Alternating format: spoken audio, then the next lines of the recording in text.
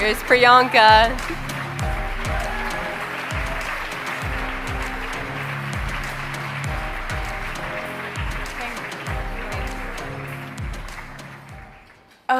Good afternoon, everyone. I'm going to just keep it here. Good afternoon, everybody. This is Ava. She's 16 years old.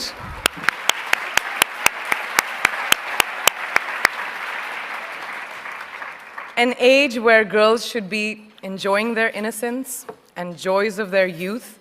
But she, at such a tender age, understands the importance of being a voice for her peers, an advocate for young girls and women around the world who may not have the opportunities that us sitting over here have. So receiving this honor from a hero like her makes this so much more exceptional. So thank you.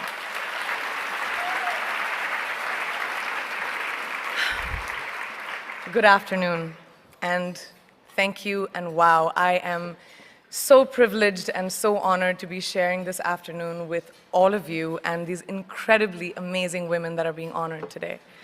I'd like to extend my congratulations to each one of you, Octavia, Michelle, Kelly, Patty, and all 50 women that have been included in the Impact Report. Your achievements not just inspire me, but also so many others to work harder, to be better, and to make a dent wherever we can. So I'm very, very proud to be standing alongside of you. So in life, you know, there are moments when you stop and ask yourself, how did I get here? Like, why am I standing here? Well, this is definitely one of those moments for me. And I find myself going back to the beginning, back to my roots. I was born to incredible parents, amazing parents who served as doctors in the Indian Army. I was the firstborn, and as far back as I can remember, I made my parents very proud and happy 99% of the time. Okay, slight exaggerations of personal achievements are allowed from time to time, don't you think?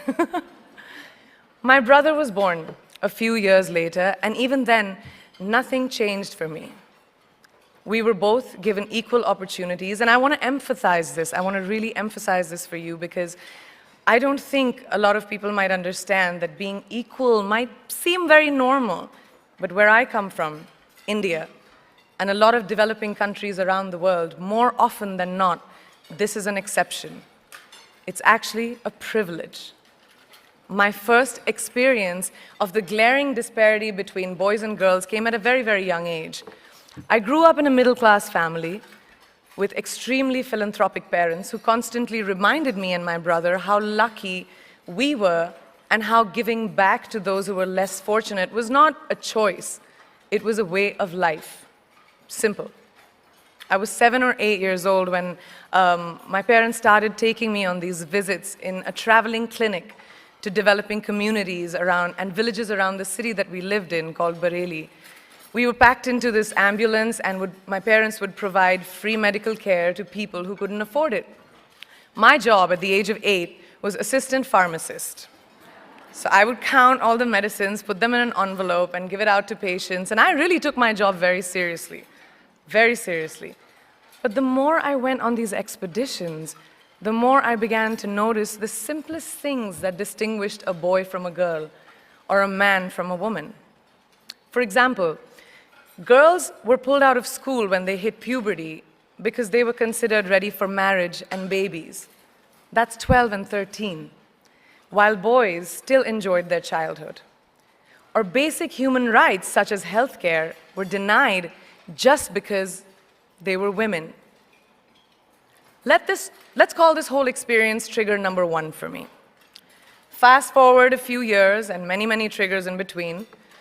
Like a producer-director, for example, early on in my career, I must have been about 18 or 19, telling me that if I didn't agree to the ridiculous terms or painfully low salary in his movie, that he would just replace me. Because girls are replaceable in the entertainment business. That was a memorable one. Made me decide to make myself irreplaceable. But I think what really moved the needle for me and ultimately led me to create the Priyanka Chopra Foundation for Health and Education, and around the same time partner with UNICEF, was an encounter with my housekeeper's daughter. About 12 years ago, I came home from set early one day, and she was sitting in my library reading a book. And she must have been 8 or 9 years old, and I knew she loved reading. So I asked her, I was like, it's a weekday, why aren't you in school? And she said, oh, I don't go to school anymore. So I went and asked her mother, and I said, why isn't she in school? And her mom said that her family couldn't afford to send her and her brothers to school, so they chose the boys.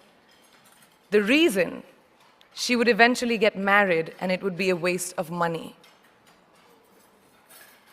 I was completely blown, and it shook me to my core.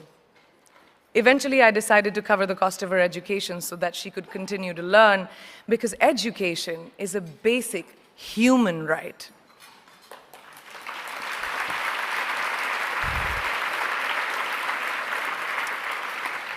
And a huge necessity, especially today. From that point on, I was determined to make a difference in as many children's lives as I could, in whatever big or small way that I could contribute.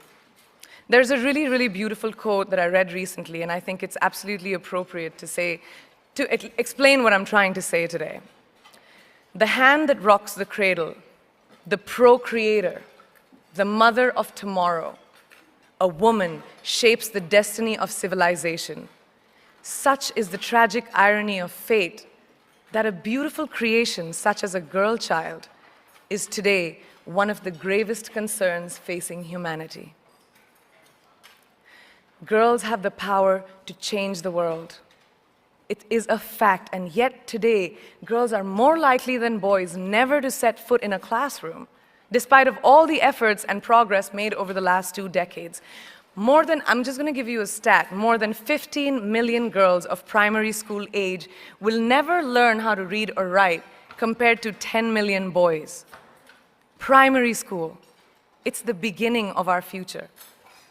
Over the last 11 years, I have witnessed firsthand the incredible work that UNICEF does for children around the world, especially victims and survivors of child marriage, displacement, war, sexual violence.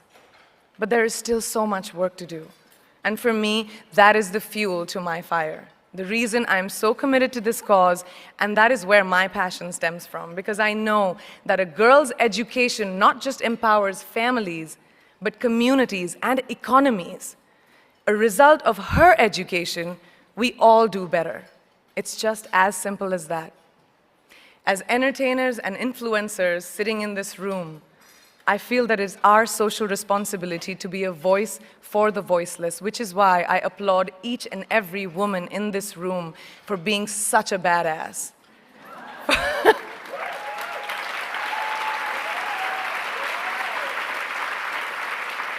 For using your platform and your voice to contribute to change, and for ensuring that there is not even one lost generation as long as we are alive. I'd like to thank Variety and all of you for encouraging me and all of us in this room to keep going and fighting on. Thank you so much.